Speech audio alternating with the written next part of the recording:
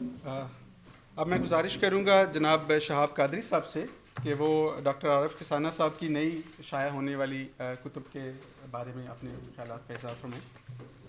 शहाब कादरी साहब।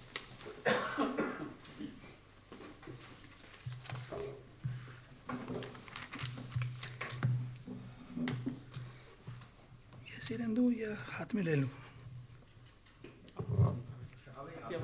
हाथ में आती है वैसे, ठीक है, सही। बिस्मिल्लाहिर्रहमानिर्रहीम। सबसे पहले तो तमाम मौजूद मेहमानों का शुक्रिया और हमारे आने वाले जितने भी मेहमान का भी शुक्रिया। जैसा कि आप जानते हैं, आज की तकरीब जो है गो कि वो तो शायर मशरिक़ अल्लामा मोहम्मद इकबाल के हवाले से इनेकाद किया गया है, लेकिन मैं थोड़ा सा उसमें से वक्त लूँगा और एक हमारे ख़ूबसूरत और जहाँ दीदा लिखारी डॉक्टर आरिफ किसाना की चंद तसानीफ़ के हवाले से कुछ आपसे डिस्कशन करना चाहूँगा। आरिफ साहब का नाम अदबी दुनिया में कोई नया नहीं है और सबसे मेरे लिए खुशी की बात है कि मैं उनकी तमाम तसानीफ़ के बारे में अपना कुछ ख़यालात का इज़हार कर रहा हूँ। और जैसे कि आप जानते हैं कि पिछले 2 साल जो हैं वो कोविड की वजह से कोई तकरीब नहीं हो सकी, तो इसीलिए हमारा इरादा तो यही था कि उन तसानीफ़ की तकरीब रूनुमाई की जाए, लेकिन हालात का तकाज़ा यही था कि हम हो रहे हैं। लेकिन अब जो ये सिचुएशन है उसके हिसाब से उनकी तसानीफ़ जो है उसके बारे में सबसे मेन और इम्पॉर्टेंट बात ये है कि जितनी भी आपकी तसानीफ़ हैं उसमें अल्लामा इकबाल की जो फ़िक्र इकबाल है उसकी गहरी छाप है। और आपने अल्लामा इकबाल का एक बहुत खूबसूरत शेर भी सुना होगा, जहाँ ने ताज़ा की है इफ़कार ताज़ा से नमूद, जहाँ ने ताज़ा की है इफ़कार ताज़ा से नमूद, के संग खुश से होते हैं जहाँ पैदा। तो इसी बिना पर किसाना साहब की पहली किताब का नाम अफ़कार ताज़ा था और उस अफ़कार ताज़ा में उनके तमाम जो कलाम हैं उसमें फ़िक्र इकबाल को बहुत वाज़ेह तौर पर देखा जा सकता है। उसके बाद किसाना साहब की जो दूसरी किताब थी वो बहुत इम्पॉर्टेंट इस लिहाज से थी कि हमारे यहाँ जो बच्चे हैं उनके लिए बहुत कम किताबें मौजूद हैं जिसमें उनकी इखलाकियाई तरबियत हो सके।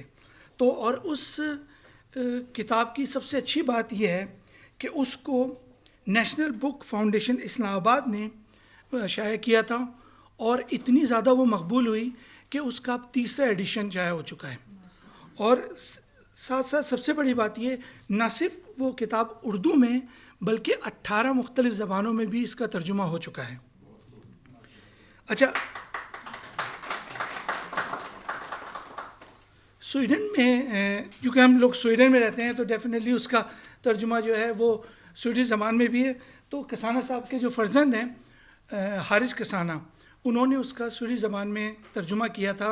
और आज की हमारी मेहमान जो मौजूद हैं हमारे साथ यहाँ पर अनली, उन्होंने उसके ऊपर नज़रसानी की थी और वो तमाम किताबें आज हमारे पास यहाँ मौजूद हैं। उसके बाद उस किताब का तर्जुमा इलाकाई ज़बान के हिसाब से पंजाबी ज़बान में भी किया जा चुका है और वो भी मौजूद है जिसे लोगों ने बहुत सराहा है। इतनी ज़्यादा मकबूल होने के बाद उस किताब का दूसरा नंबर 2 जो कि किसाना साहब का ही लिखा हुआ है वो आया और उस किताब का भी तकरीबन 4 ज़बानों में पहले ही तर्जुमा हो चुका है और ये सिलसिला भी और जारी है और इंशाअल्लाह आगे भी वो और ज़बानों में उसका तर्जुमा हो सकेगा। उस किताब की सबसे ज़्यादा ख़ास बातें, दोनों किताबों की ख़ास बात यह है, ये किताबें बच्चों की ज़हनी नशोनुमा, शख्सियत की तामीर और इस्लामी मालूमात का ज़रिया है।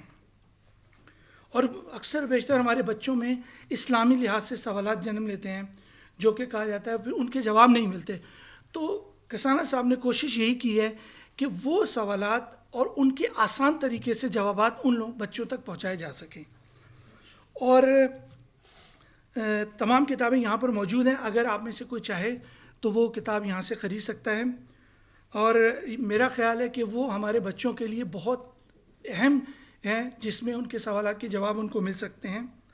और मैं दुआ गो हूँ कि किसाना साहब इसी तरह जो हैं और भी तसनीफ़ हमारे सामने लाते रहें ताकि हम उससे मुस्तफ़ीद हो सकें।